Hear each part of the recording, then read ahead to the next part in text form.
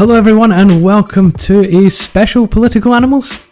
Well, at least an emergency Political Animals. Exciting news for political junkies everywhere. We have yet another European election this year, one that no one was expecting until Tuesday, when Theresa May announced that she would be dissolving Parliament and calling a snap general election for June 8th. So, added to the Dutch, the French, the German elections this year, we now have a very surprising British election as well, especially right before Brexit negotiations are set to start. So, I'm actually with John today. Hello, John.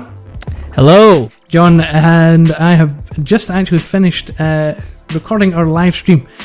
So if you are a subscriber to us, you'll see that drop into your feed on Monday on morality, a very interesting one. But back to our emergency Political Animals. As I just mentioned, Theresa May has announced that an election will be happening on June 8th. She announced that on Tuesday. On Wednesday, the Parliament voted for an election to happen. And tomorrow, in fact, as you're listening today, Parliament will be prorogued, which means that essentially the government will be going into caretaker mode until the election. So we are in for a campaign season, a quick, short 6 weeks. And we should have a new parliament and perhaps a new government, perhaps the reinstallation of the May government. That is yet to be seen. Is this really that surprising? It's surprising in that Theresa May very recently, I think as recent as her Tory party conference, said that there would not be a general election until 2020. But she's a politician, though. I mean, but at the same time, she seemed quite intent, and everyone kind of believed her. I think even the betting markets were heavily behind the idea of a 2020 general election. So I do think it was unexpected. She said herself that she had only recently just come to terms with the fact that a general election had to happen. And to be honest, it really is coming at an ingenious point of the an ingenious point of really political developments in the UK. Well, I mean, she's very popular. She's riding the backs of a referendum that said yes to leave the EU. Even her opposition parties like Labour have come out and essentially said, yeah, okay, we'll do Brexit. And, I mean, why not? I mean, strike while the iron is hot. Say, yeah, I have the power to dissolve the government. And, it's looking pretty good. Polling says that I'll probably win a crap ton of seats. Why not? That's right. So a poll that just came out today, it was putting the Conservatives at 48% Jeez. of the national vote. 48, almost a straight 50% of the national vote, which I don't think has been matched since probably the early 1970s. Right, but for our American viewers, listeners, that might not seem like a lot, like if the Republicans were polling at 48%, but you have to remember this is among a bunch of different parties. So 50% to have nearly a whole half of the country. That's significant. Essentially, in a 7+ party state, to have anywhere close to half of the support of the country is almost unheard of. Labour were sitting about 24%, half of what the Conservatives had, and then you had your Lib Dems kind of sitting around 11, UKIP around 7, and so on and so forth down the list. So yeah, we're in for a really interesting one. It's ingenious in that, one, she's taken advantage of the weakness of her opponents. 2, she will only solidify her majority in the parliament. Remember, when it comes to parliamentary democracies, the government is always accountable to the parliament. The more seats in that parliament that your party controls, the easier time you'll have governing. And the less rebellions you'll have to put up with from your own party as well. A few Conservative Party bills had been voted down essentially because a few Conservatives had rebelled. So it's certainly in her favour to do so. She's also technically catching the Scottish National Party a little bit off guard, as the SNP were essentially full-blown rhetoric on Indy Ref 2. She comes out and says, well, let's have a general election and let's make it about Brexit and Indy Ref 2. That's crazy. Oh, okay. That's something to me too. When you're looking comparatively to the American system, it's just so foreign to me that the executive would have that kind of power to literally be able to call an election and dissolve Parliament. That's like when Obama was as popular as his most popular in his first few years of presidency, and he had some Democratic senators who were going against him and not voting for Obamacare and essentially not even entertaining the idea of a single payer option or even a public option. That would be like Obama just saying, yeah, the American people like me more than they like you. How about I just call an election for the Senate right now, and they like me, I'm going to campaign against you, and hey, maybe you'll lose your seat and I'll get what I want anyway, and you'll lose your job. That is exactly the case. Technically, the Parliament has to vote by a 2/3 majority to have an election. So the government can, this is fairly new legislation as well, the government can propose an election, but the Parliament has to actually pass the legislation that allows one. Which they did, though. Well, and see, this is kind of the failure of the legislation, because what it says is that, well, the Conservatives are definitely going to vote for it because they want to increase their vote share. Labour kind of has to vote for it because what would it say about them politically if they said, no, we support your government, you need to keep on governing? And then everyone else, I think, either abstained or voted against. But with the two biggest parties, they got the majority. I was just shocked to see the numbers because it was a vast majority of people who voted for it. You'd think maybe there were people who, in the face of losing that many seats, which it seems like they're going to, yes. Why would you agree to that? I mean, it is the turkeys literally voting for Christmas. But the Parliament, the Parliament voted by a margin of 509 to have an election. So it was backed both by the Conservatives and Labour and almost every other party, minus a small group of rebels from Labour and a couple former SNP members as well. Do you think that this is May's way of holding a referendum on Corbyn? Oh, that is a very good question. I think it is I think it's a way for her to use the weakness of her opposition leader.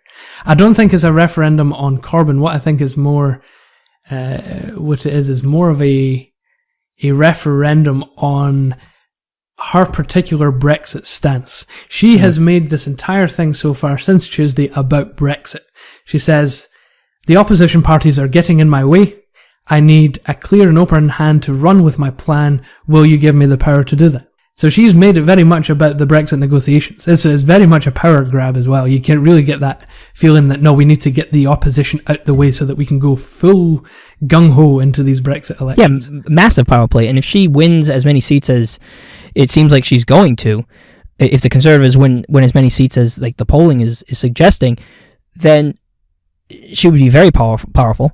She'll essentially have absolute political power. Right.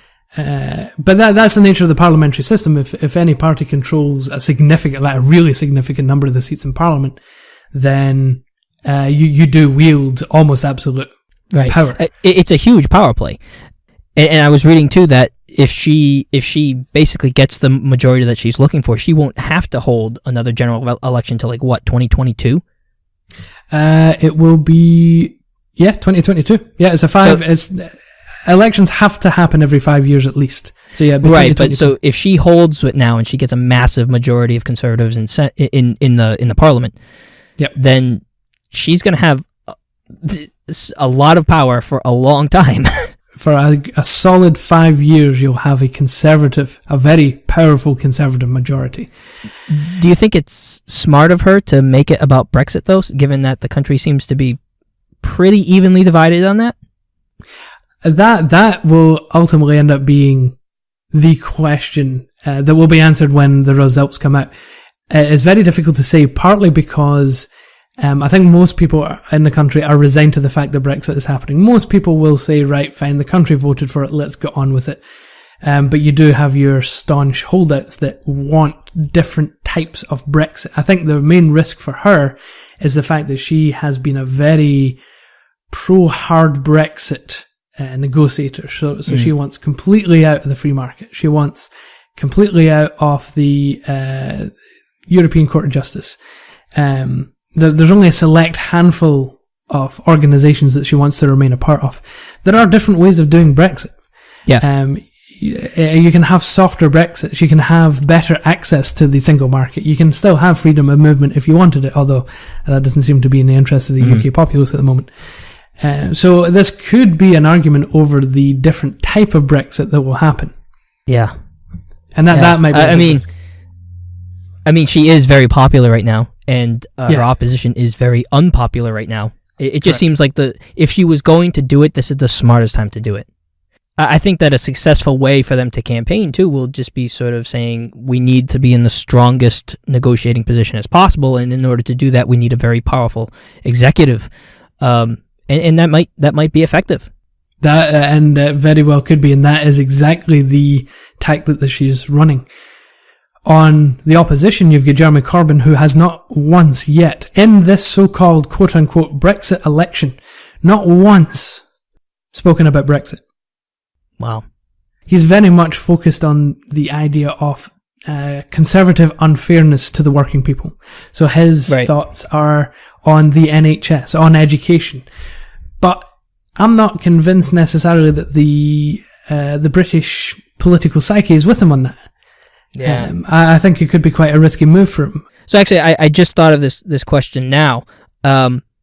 Maybe do you think that the focus on Brexit, that's like the biggest issue right now that needs to be taken care of, Brexit, and that's going to be done within the next 2 years, hopefully. Do you think then that this is maybe sort of a way to divert attention from the other things that the Conservatives want to do, like social services are going to be in jeopardy, obviously. Funding for the NHS is going to be in jeopardy, obviously. These social programs that Labour would support, that the Conservatives might be okay with defunding a little bit, pulling funding back, not investing as much in them. Do you think that the play to focus on Brexit so much is that this is the immediate need, and then people are going to vote for that without really thinking of the long-term consequences on social programs and stuff like that? Yes, I think that is definitely going to be the case. Right. I mean, that's how you have to frame it, because you can't just say, vote us all in and we're going to defund the NHS and we're going to get rid of social programming and no public transit and all that kind of crap. But we're going to do a real good job on Brexit. Yeah, no, that's exactly how it's going to be played by the Conservatives. It's give us the power to get you a good Brexit deal. And that's all they're going to say in their political campaigning. But at the same time, people need to realise that you will be getting a powerful Conservative government, and Conservative governments will do what Conservative governments do. And they'll be doing it for much longer than what the Brexit negotiations are supposed to take. Right. So, but that is just not going to be, it's up to the opposition leaders to point that out. And I'm just not sure that Jeremy Corbyn and, Michael Fallon of the Liberal Democrats, have the ethos really to carry that type of message to the rest of the country.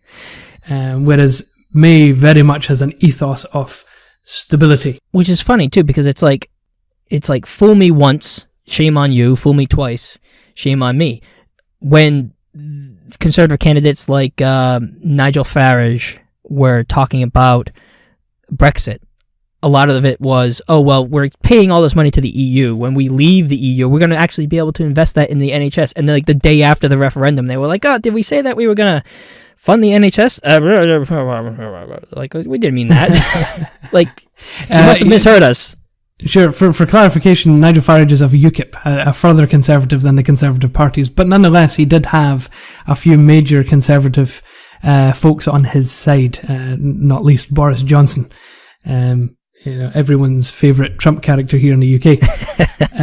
But political memories are very short. It's almost as if we get into a mode of, we need to deal with the crisis that's right in front of us right now and nothing else can be thought about. And the political mind of the country, the collective mind of the country, just focuses on that as well, much to their own detriment, because I don't think they're getting what they're expecting or hoping for. At the same time, politics and political opinion seems to be shifting very quickly here in the UK, as it is seemingly in both Europe and the US. The outcome of that could be that a large proportion of the UK populace, particularly in England, is actually legitimately becoming more conservative. Wow. That is a proper possibility. That could very well be. It's interesting that you talk about the political memories, though. I mean, you look at what we have in the United States, where we had 8 years of Obama, and whatever you want to say about him, by even conservative metrics, you would have to look at him and say that he was a fairly decent president with how the market performed under his presidency and what he was able to do with the job market and all of that. But we're fine with electing in a conservative government with this Trump, after looking at what the neoconservatives did in the 8 years that they had before Obama. It's like, exactly, our memory is really that short. Like, we have this 8 years of this president that Fox News has convinced us is terrible, so let's vote in the guy who basically wants to be the guy that we had from 2001 to 2008. And it's just like, you gotta be kidding me with that crap. Like, come on. Yep. But that is the nature of politics. We are very, very short-sighted and annoyingly narrow-minded, certainly with short memories when it comes to national political issues. But that is the big news from Europe this week, obviously from the UK. So it is exciting. It is exciting. For all political junkies everywhere. It's great. It's like finding out there's a new Super Bowl on. It's like, yes, my team's made it to the World Cup, and now it's just kind of the lead up to that. And yes, I do fully expect the Tories to do well, but nonetheless, I always enjoy the experience of watching an election unfold. You're right. It's for political junkies like ourselves, it's very interesting. It's, it's something that's, at least in my experience, it's foreign, no pun intended. But it's fun to watch, like the politics behind the whole thing, and the power grab and the power plays that these people are making. It's just, it's fun to watch. It's like House of Cards in real life. But it's a shame that real people's lives will actually be affected. No, I mean, seriously. In your analogy to the Super Bowl, I agree with you. It's like your team's going to the Super Bowl. Unfortunately, it's like the Patriots going to the Super Bowl in 1995 and getting beaten, I think it was 56-3. 56-0 by the Chicago Bears. That's right. That's kind of what it looks like it's going to be. Yes, it definitely could be. Not only that, but the Patriots lose, was it 35-0, and that 0 represents the amount of money that you're going to make over the next year. So in other words, the game actually has real life consequences. Yeah. But nonetheless. Yep. Very interesting news. I'm glad that we did this joint political animals on an emergency basis yet again. And it's good to end off on something like this as well, because we won't be doing political animals for, maybe a month and a half at least? Yeah, that's right. Largely my fault, due to scheduling and family visiting. We're just not going to be able to make it happen. So Political Animals is on hiatus, but nonetheless, it looks like we'll be revamping Commoners anyway, hopefully that in a few months' time, to bring you hour-long episodes every week. So there would be no need for Political Animals anyway. So that is in the plan, but of course we'll keep you updated. If you would like to subscribe to us, you can do so on YouTube. You can do it on any of your podcast apps, Commoners Podcast, and of course you can follow us on Twitter as well at Commoners Pod. So again, thank you for listening, and as always, stay informed.